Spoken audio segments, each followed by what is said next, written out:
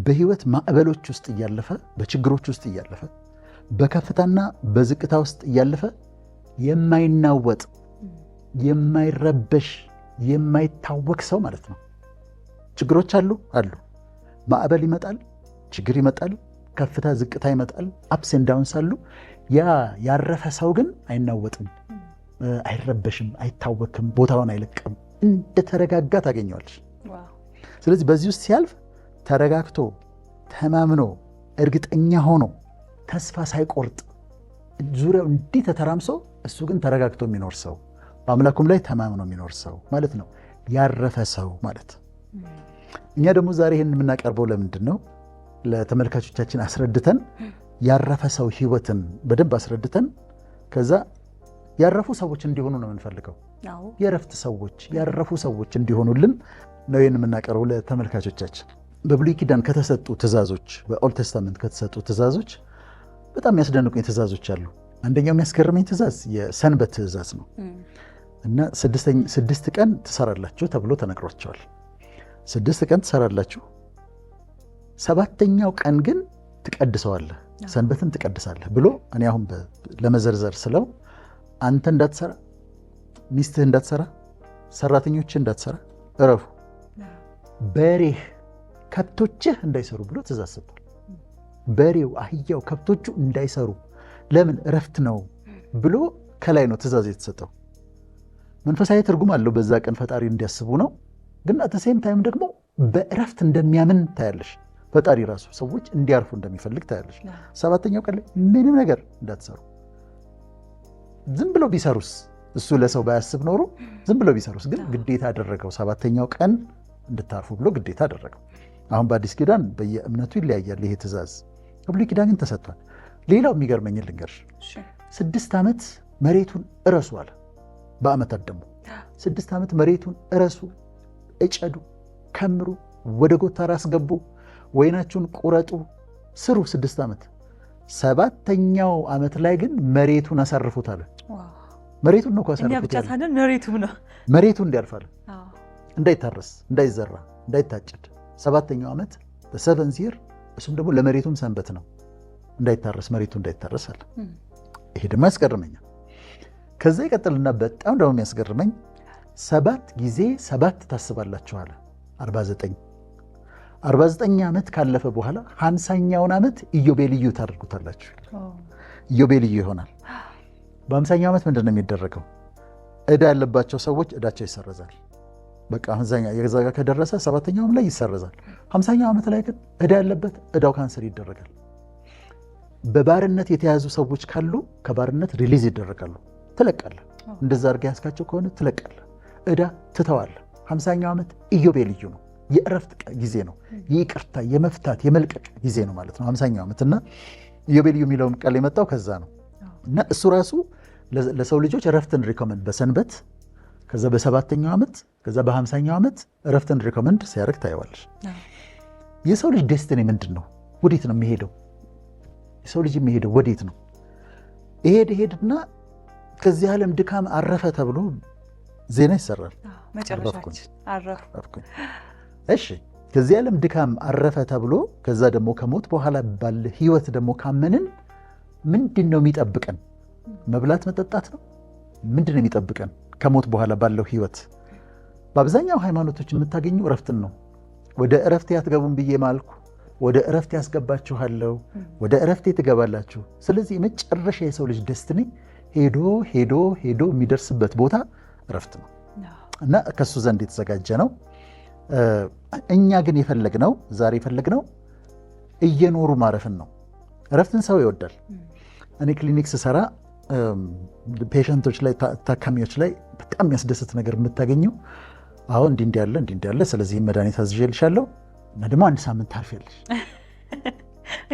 በቃ ስራ እንዳትገባ 10 ቀን እረፍት ሲባሉ በጣም ደስ ይላቸዋል። አውሮፓ ስትሄጂ ዊኬንድ በጣም ነው የሚወዱት። አርብ ማለት አሁን እንደዛ ፕሮግራማችን የሚተላለፈው አርብ አይደለም? ከአርብ ተሰዓት በኋላ ጀምሮ ትልቅ ደስታ ነው። ለመሰለሽ ቅዳሜና እሑድ ስራ የለም፣ እረፍት ስለሆነ ነው። አርብ ሲመጣ እኮ እንኳን አደረሰ ይባባላሉ። እንኳን አደረሰ ሃፒ ፍራይዴ ምናምን ይላሉ። ደስ ይላቸዋል። በጣም ዊኬንድን ይወዳሉ። ስለሚያርፉበት ነው። እነሱ ሀብታም ስለሆኑ ዊኬንድ ብዙ አይሰሩም። ቬኬሽን ከተባለም ደግሞ ቬኬሽን ከተባሉም በጣም ደስተኞች ናቸው። ስራ ሁሉ ዲል ሲያደርጉ ቬኬሽን መኖሩን ቼክ ያደርጋሉ። እኛም ሀገር ካሌንደር የሚዘጋቸው ቀኖች አሉ አይደል? ተማሪዎች ደስ አይላቸው? በጣም ደስ ይላቸው። እኔ ራሱ ተማሪ ያለው አስታወስኩ እንዴት ደስ እንደሚለኝ። በቃ ካሌንደር የሚዘጋቸው ቀኖች ተወዳጅ ቀኖች ናቸው። ለመስሪያ ቤቶችም ያው ለሰራተኞች ያችን ቀን ለረፍት ስለሚል፣ ስለዚህ ቤዚካሊ ረፍት እንወዳለን በጣም። እኛ ግን ዛሬ የምናነሳው ሀሳብ እየተናገርን ያለነው እረፍት ምንድን ነው? ያረፈ ሰው ሆኖ ቢዚ ሆኖ ግን ያረፈ ሰው፣ በጣም የሚሰራ ግን ያረፈ ሰው፣ በጣም የሚደክም ግን ያረፈ ሰው፣ የተረጋጋ የማይናወጥ የማይረበሽ ማዕበል ሲመጣበት ዙሪያው ተበጥብጦ እሱ ጋር ስትሄጂ ጸጥ ብሎ የሚቀመጥ ያ አቅም ያለው ደንብሮ የማይሄድ ተረብሾ የማይሄድ የተረጋጋ ሰው ማለት ነው ያረፈ ሰው ማለት እና ፈጣሪም ያሳርፋል። ሰው ደግሞ እውቀቱ ካለው እኛ አሁን እንደምናደርገው በዛ እውቀት መሰረት ያረፈ ሰው መሆን ይችላል። የማይረበሽ የማይታወቅ ሰው መሆን ይችላል ማለት ነው። እንግዲህ ዛሬ የምናነሳውም ሰዎች ይህን ያረፈ ሰውን መሆን ከፈለጉ ማድረግ ስላለባቸው ነገሮች ነው። የተለያዩ ሀሳቦችን የተለያዩ ነጥቦችን ይዘናል። ግን ዶክተር እዚህ ጋር አንድ ሀሳብ ብዙ ጊዜ ያረፉ ምላቸው ሰዎች በእድሜያቸው ገፋ ያሉ ሆኖ አገኛለሁኝ እኔ በህይወቴ ውስጥና እድሜ ማተር ያደርጋል ያረፈ ሰው ለመሆን። እድሜ ብስለትን ስለሚያመጣ ብዙ ላይፍን አንደርስታንድ ስላደረጉት ብዙ ስለተረዱት እንደማይመጣ ስለገባቸው ያረፉ ሰዎች ይሆናሉ። ግን ወጣቶችም ሆነው ያረፉ ሰዎች መሆን ይችላሉ። በአንቺ እድሜ ሆና ያረፈች ሴት መሆን ትችላለች።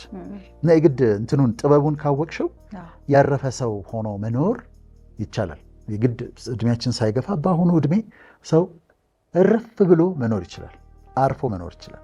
ስለዚህ ኑሮን ያረፈ ሰው ሆኖ ለመኖር ብለን ከምናነሳቸው ሀሳቦች መካከል በዋናነት የመጀመሪያ ወይም ደግሞ አንደኛው ብለን የምናነሳው ከሰዎች ሁሉ ጋራ በሰላም መኖር የሚለውን ሀሳብ ነው።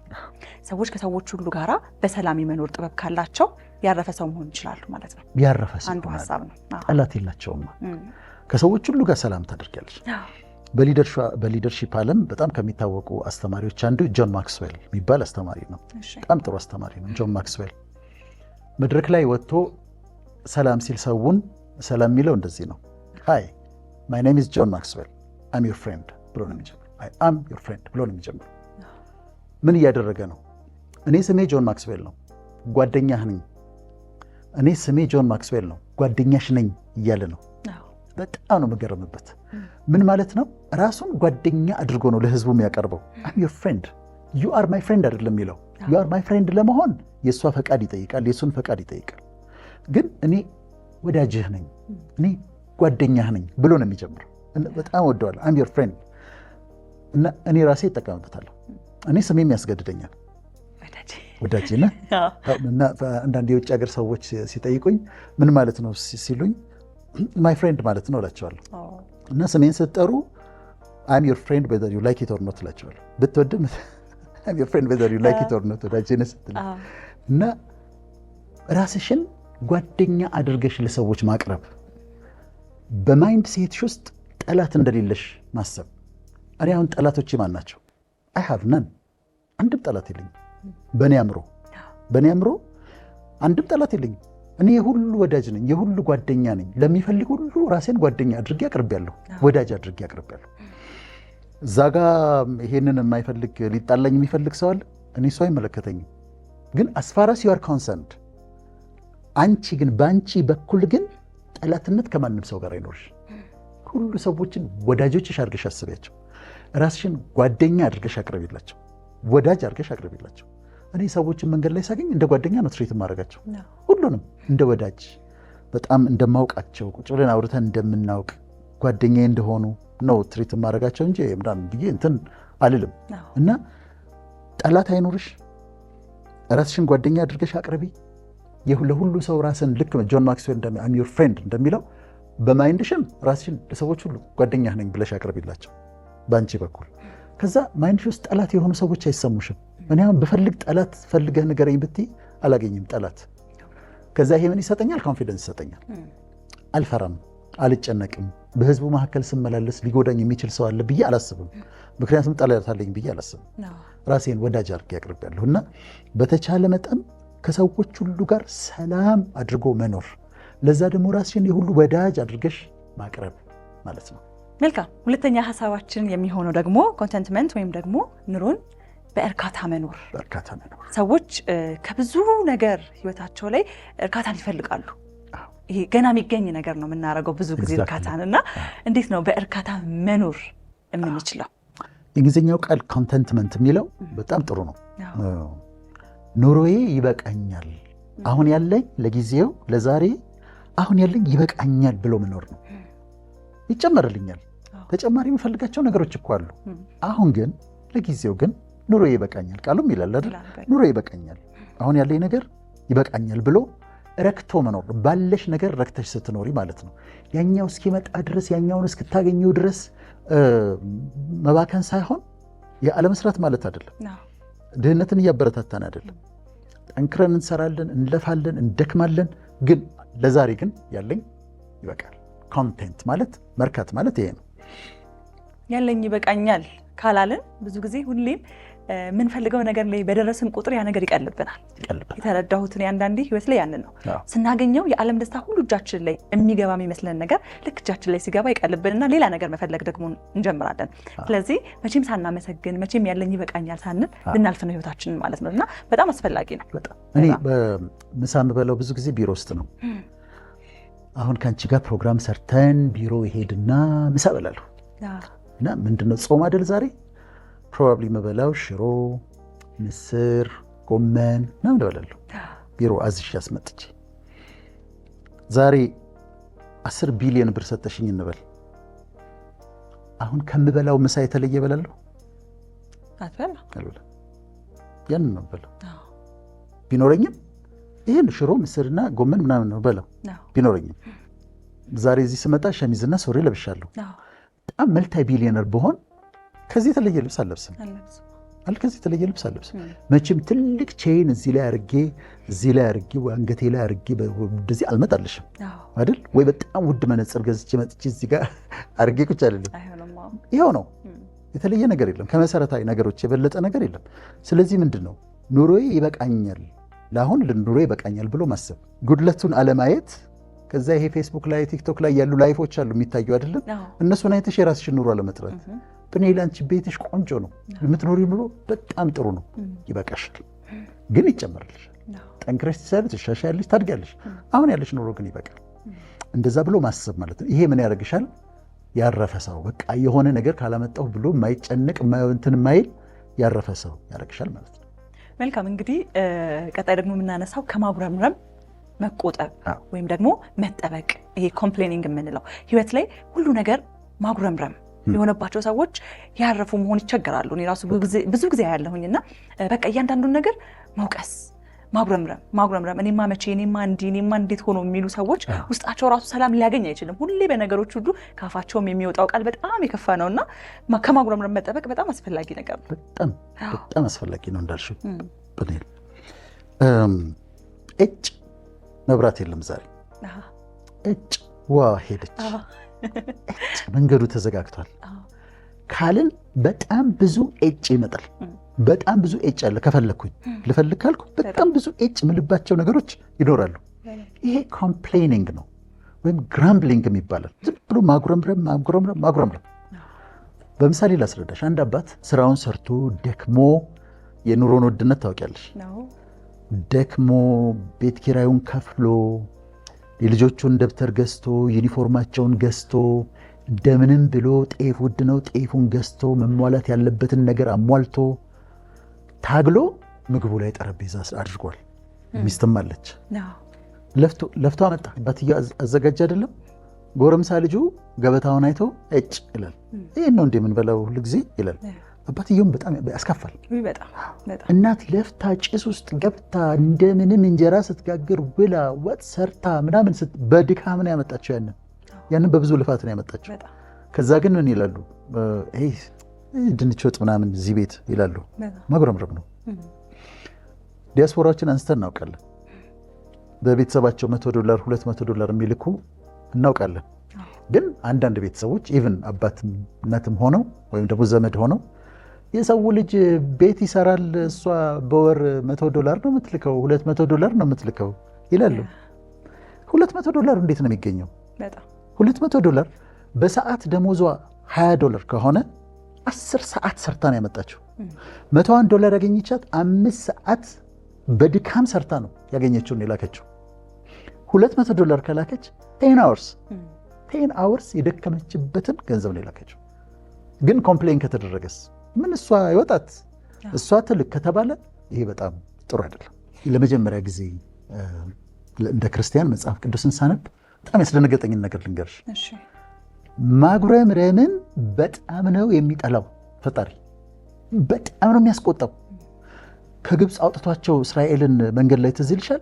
እንዲህ በረሃብ ልትገለን ነው እንዲህ አውጣህን ሲሉት ሙሴን፣ በጥማት ልትገለን ነው እንዲህ ግብፅ እያለን ስንበላ የነበረው ነጭ ሽንኩርት፣ ቀዩ ሽንኩርት በጢሁ ምናምን ሲሉ ቁጣ ነው የምታየው። ከላይ በጣም ሲያስቆጣ ነው የምታየው። ለምን መሰለሽ? የተደረገልን ነገር ብዙ ነው። ለእኔ አሁን እንኳን ላጉረመርም በህይወት መኖሬ፣ አሁን አንቺ ጋር ቁጭ ብዬ ማውራቴ በእግዚአብሔር ምሕረት ነው። ስለዚህ ያደረገልንን ስለሚያውቅ እሱ የሆነ ነገር ጎደለ ብለን ስናጉረመርም በጣም የሚያስደስተው ነገር እንደሆነ አይቻለሁና ከማጉረምረም መራቅ በጣም ያስፈልጋል ለማለት ነው። መልካም። ቀጣይ ሀሳባችን የሚሆነው ደግሞ በቀጭኑ መንገድ መሄድ የሚል ሀሳብ ነው። ዶክተር በቀጭኑ መንገድ መሄድስ እንዴት ነው? ይሄ ትንሽ ሀሳቡ ወጣ ለየት ይላልና ምን ማለት ነው በቀጭኑ መንገድ መሄድ ማለት? በምድር ላይ ስንኖር የሚሰጠን እድል ፈንታ አለ፣ ፖርሽን አለ። ይሄ ለጵኒኤል ነው ተብሎ የተዘጋጀልሽ ነገር አለ። በመንፈሳዊ ዓለም ይሄ እሷ ነው ተብሎ ተዘጋጅቷል እና ሬዲ ነው፣ ያንቺ ነው፣ የተዘጋጀልሽ ነገር ነው። ልክ ልጆች ሆነን ትዝ ይልሻል፣ ከቤት ሳንኖር ፓስቲ ተገዝቶ ከሆነ ቤት ስንመጣ ፓስቲ ተገዝቶ እንደነበረ ካወቅን ፋንታይን እንላለን። የኔ ይታል የኔ ፋንታይን። ሙዝ ተገዝቶ ከነበረ ፋንታይን እንላለን። ወይ ቁርስ ሳንበላ ሄደን ከሆነ ፋንታይን የቁርሱን ዳቦ እንጠይቃለን። ደግሞ አለን ፋንታ አለን። ልክ ቤት ውስጥ ፋንታ እንዳለን ብስኩቱ እሷ ነው ብሎ እንደተቀመጠልን፣ ሙዙ ይሄ እሱ ነው ተብሎ እንደተቀመጠልን ምድር ላይ ሁላችንም እድል ፈንታ አለን። ሁላችንም ያለ እድል ፈንታ እዚህ ምድር ላይ የሌለ ሰው አለ። ሁሉም የእድል ፈንታ አለው። አሁን ምንድነው በቀጭኑ መንገድ መሄድ ማለት? በተሰመረልኝ የኔ እድል ፈንታ በሆነ መንገድ መሄድ ማለት ነው። ምሳሌ ልንገርሽ። ከኔ ጋር የተማሩ ጓደኞቼ ሶስቱ ሆስፒታል ከፍተዋል። በጣም ጥሩ ነው፣ ህዝብ እያገለገሉ ነው። እኔ ሆስፒታል አልከፍትም። ለምን? መንገዴ ላይ የለም ሆስፒታል መክፈት። ጓደኞቼ ስለከፈቱ እኔ ሆስፒታል መክፈት አለብኝ ማለት አይደለም። የቅርብ ወዳጆቼ የሆኑ ኮሌጅ የከፈቱ ወዳጆች አሉኝ። እኔ ኮሌጅ አልከፍትም። ለምን? መንገዴ ላይ የለም። እሱ ስለከፈተ እኔ ኮሌጅ አልከፍትም። እኔ የሚሄድበት የተሰጠኝ ቀጭን መንገድ አለ። ኤንጂኦ ከፍተው ህዝብ የሚያገለግሉ ሰዎች አሉ። እኔ ኤንጂኦ አልከፍትም። እነ ሲስተር ዘቢደርም እረዳለሁ ካስፈለገ። እኔ ግን ለምን እነሱ ሆስፒታል ከፈቱ እኔ ሆስፒታል ለምን አልከፍትም? አይዲያ መጣልኝ። እንትና ትምህርት ቤት ከፍተዋል እኔ ለምን ትምህርት ቤት አልከፍትም? እንትና ኤንጂኦ ከፍተዋል እኔ ለምን አልከፍትም? አልልም። ለእኔ ተሰመረልኝ። እኔ የሚሄድበት እኔ የማረጋቸው ነገሮች አሉ። በዛ በቀጭኑ መንገድ መሄድ ጥሩ ነው። በተቃራኒው የሚፈጠር ነገር ላሳይሽ። አንድ ሰው ለምሳሌ የሴራሚክ እየሰራ ወይም የመታጠቢያ ቤት እቃዎች እያመጣ እየሰራ ነው። በጣም ተሳክቶለታል። ያመጣል፣ ይሸጣል፣ ያመጣልሽ። ሱቅ ላይ ሌላ ሱቅ ጨምሯል። ገንዘብ እያከማቸ ነው። ቤቱን እየሰራ ነው። በተሰመረለት እየሄደ ነው። ግን ሲሰማ ጓደኞቹ ቡና ኤክስፖርት እያደረጉ ነው። እንዴ እኔ ስለምን ቡና ኤክስፖርት አላደርግም ብሎ ይነሳል። የብዙ ሰው ችግር።